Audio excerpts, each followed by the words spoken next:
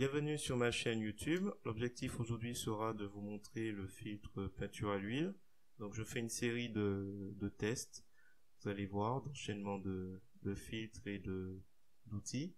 Donc je suis parti de cette photo sur Pixabay et je suis arrivé à ce résultat.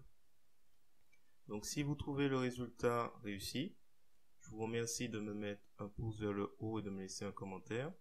N'hésitez pas également à me dire si vous avez des suggestions d'amélioration, des techniques que j'aurais pu employer pour améliorer un peu plus l'effet. Et comme chaque jour, je vous souhaite un bon visionnage.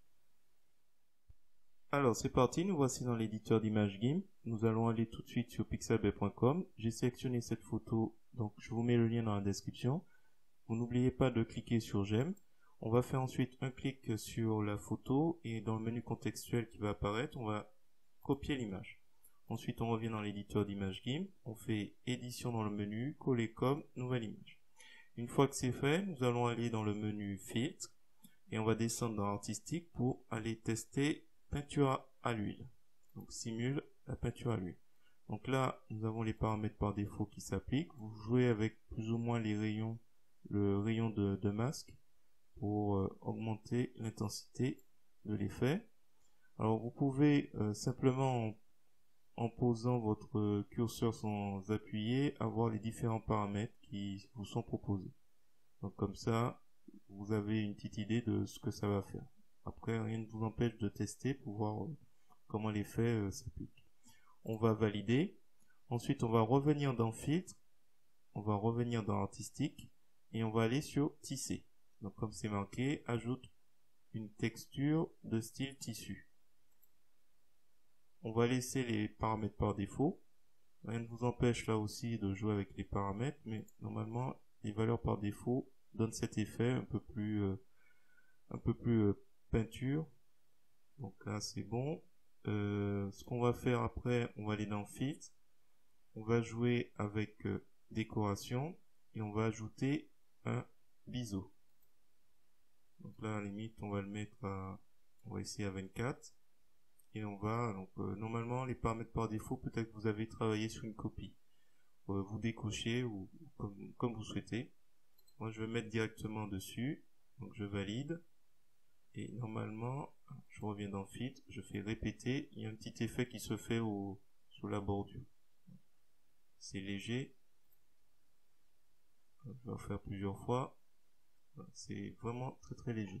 Là on voit un peu plus.